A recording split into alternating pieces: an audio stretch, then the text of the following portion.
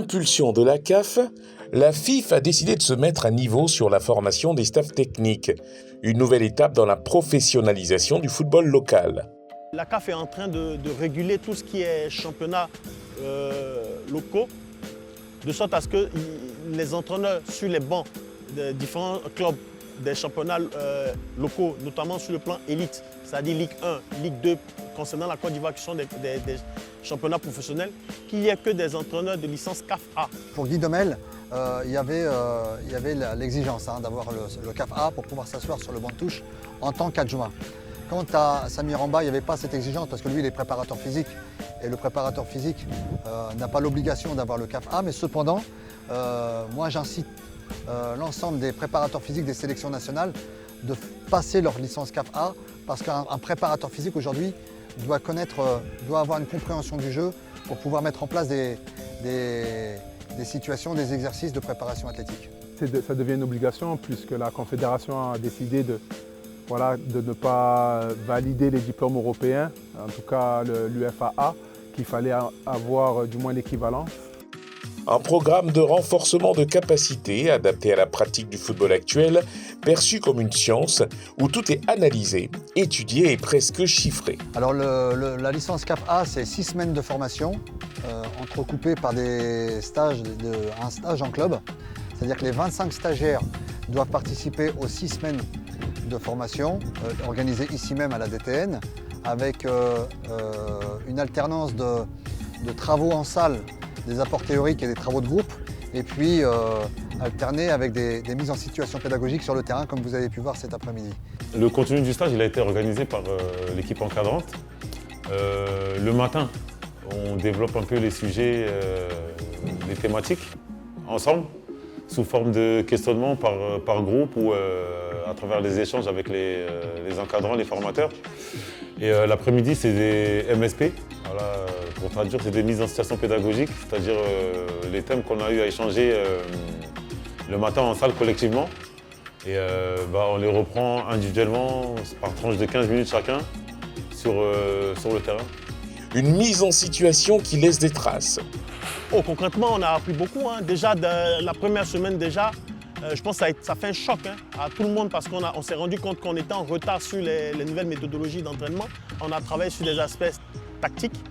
Déjà, tout ce qui est aspect tactique, que ce soit sur la tactique offensive, la tactique défensive, tout ce qui est transition off-dev, tout ce qui est transition dev-off, on est revenu un peu sur tout ce qui concerne les spécificités sur ces différents éléments.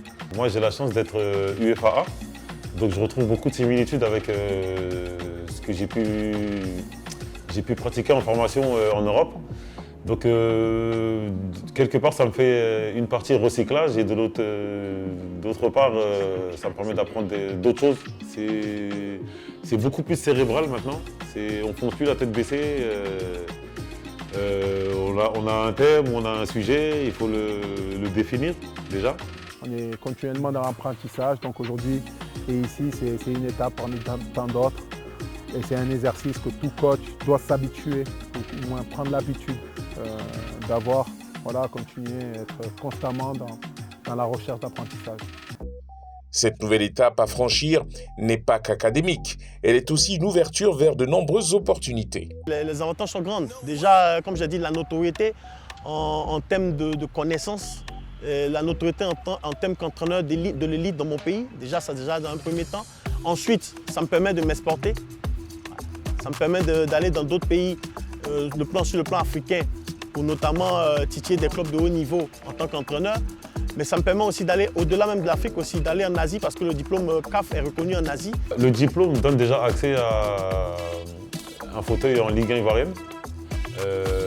Un fauteuil éventuellement si les clubs ont la chance de se qualifier pour jouer les compétitions africaines de clubs. Et les compétitions africaines pour les équipes nationales de jeunes. Alors à court terme, ça leur permet de monter en compétences parce que là, on leur apprend à élaborer, à mettre en œuvre un projet de jeu, on leur apprend à élaborer, à mettre en œuvre un système d'entraînement, on leur permet à être un peu plus efficaces dans l'animation de leurs séances. Mais au-delà de ça, il faut bien comprendre que la CAF A, c'est aussi la clé d'entrée à la CAF Pro. C'est bien fou parce qu'on sent qu'on va évoluer. Voilà. Et aujourd'hui, il ne faut pas se cacher aussi. Avoir un tel diplôme, ça permet aussi en termes de rémunération d'avoir de la contenance. À l'arrêt depuis 2016, le retour de la licence CAF A est un sentiment partagé par tous les acteurs. Très satisfait parce qu'on a affaire à des entraîneurs qui sont en poste, qui sont soit en poste dans les sélections nationales, soit en poste en Ligue 1, Ligue 2, D3. Donc il y a une certaine expérience, une certaine maturité. Maintenant, ce qu'il fallait, c'est faire bouger un peu les lignes sur la posture pédagogique, sur la compréhension du jeu.